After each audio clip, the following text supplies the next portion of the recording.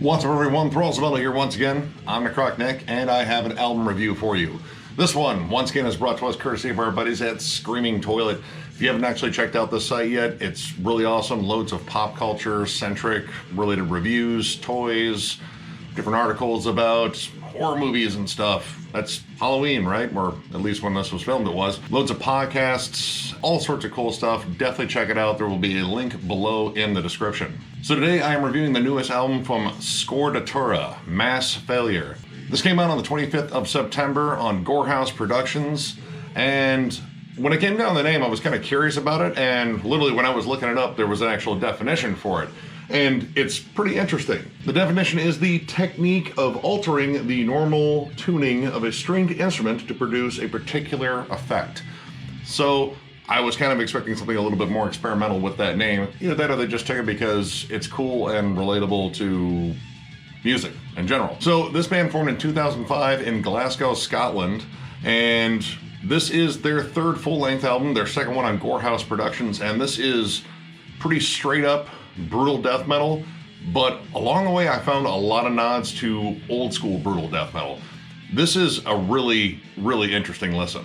The opening track, Disease of Mind, just comes in barreling. Quick little turnover, and then it's into blast beats and rapid fire vocals. I love the vocal delivery on this.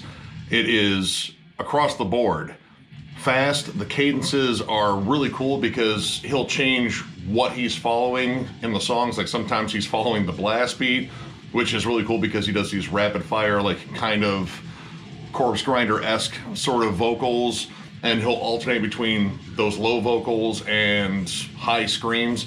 Kind of reminds me a lot of Glenn Benton from Deicide, and musically it's kind of close to that too, which is kind of odd because I was expecting more straight up brutal death metal. They are advertised as brutal death metal, and from what I gather, that's the bulk of what Gorehouse Productions signs. When it comes down to their brutal death style, it screams earlier brutal death, like namely suffocation. Loads and loads of suffocation worship, namely in the riff structure, and I would say the drums to a degree. Not quite Mike Smith, like you don't get that like super like powerful blast, but tons of blast beats. The fills are very similar. The only thing I think is different is I think the snare has more of that brutal death slash slam sound in terms of it being a little bit loose, a little plunky. And honestly, it's not that bad because it's not so forward in the mix where you just keep hearing that plunk over and over again. The guitars are very forward in the mix. They are thick, they are chunky, they are nasty.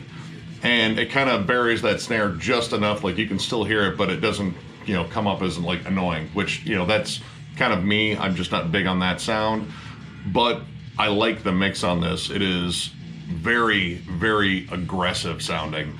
The drums are absolutely pummeling on this, and the vocals cut through with those wild cadences. It's just awesome. A personal favorite on here for me was Contorted Existence. Now, this one sort of forgoes a bit of the blast-centric stuff and just labors tight grooves, which it's kind of a thing that pops up on here a lot. Like, I was really surprised at how groovy and how riffy this was. Like, generally when I think of brutal death metal, I think it's aggression first and then like sort of riffs secondary.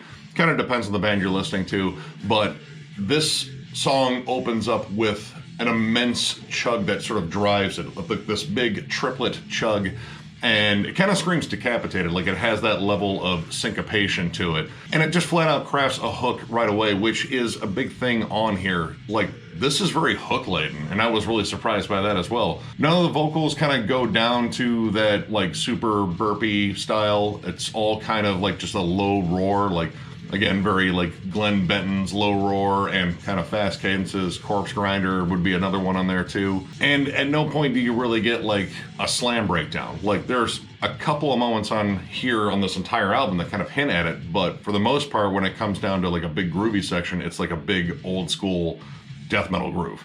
And I kind of like this sort of marriage between like more modern death metal or modern brutal death metal, but lots and lots of old school nods. Like there are a lot of thrashy riffs on here too, which generally doesn't pop up in a lot of brutal death metal, but they really make it work.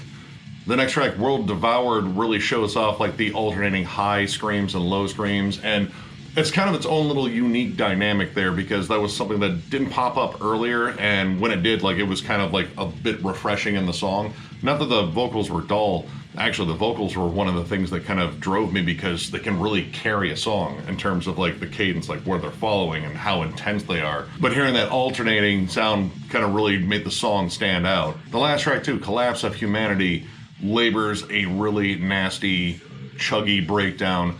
Not quite slamish, again, it kind of just screams like, you know, suffocation once again. But, I mean, it just hammers this hook right into your face, which sounds brutal and gory, which, that's awesome. That's exactly what they're going for. This is just nasty across the board, and kind of a cool thing they do on here is they don't really, like, labor a lot of intros or anything like that, like, in terms of, like, oh, we gotta have this horror sample or this and that, just to make it sound, like, creepy. What they do, though, they do kind of pepper those in, but it's kind of cool to hear them underneath the music. The opening to World Devoured actually has like some sampled like screams, torture, anguish, but it's underneath the music, which comes in with like a cool isolated bass and drum intro before just erupting into this beast of a song. And I like the fact that it wasn't just that isolated little sample there, like they actually worked the music into it. The thing that really carries this album for me is the flat out balls out energy on it. Like it never stops. A couple of transitions can get a little wonky here and there, but for the most part, it's pretty much full steam ahead, and it just labors the next big catchy riff, the next big catchy breakdown. Lots of awesome, distinct riffs, like they don't kind of get lost in just a blur of technical play, which this is very technical, but I think it's more riff-centric, which really latched on to me because I need riffs. I need stuff that's going to be memorable throughout. Even the most brutal stuff has to have a bit of a hook, at least for me.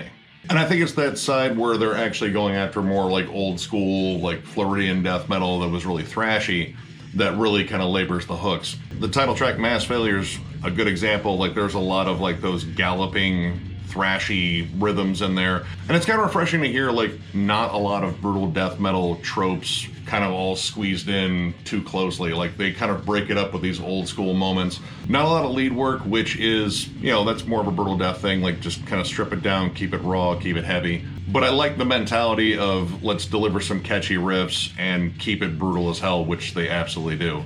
Now going through the album, some songs do kind of run into each other, and it's kind of a small wheelhouse that they have, but what they do within it is absolutely great. Like it just delivers non-stop beat downs. I really dug this album. The entire listen was a lot of fun. Granted, there was some stuff on here that was a little bit similar, but I was never really bored. It's just catchy, but absolutely brutal death metal. So overall, I'm gonna give this 4 stars. This is a legit banger. I need to go back and check out some of their earlier stuff. This is a really cool bridge between like that absolutely insane brutal death metal and flat out old school death metal. You really have this cool marriage of just awesome riffs and unrelenting brutality. This is an absolute banger. I strongly recommend picking this one up. I thoroughly enjoyed it. So, if you enjoyed this video, give it a thumbs up, and if you are new to the channel, subscribe, because we do stuff like this all the time. We will catch you later.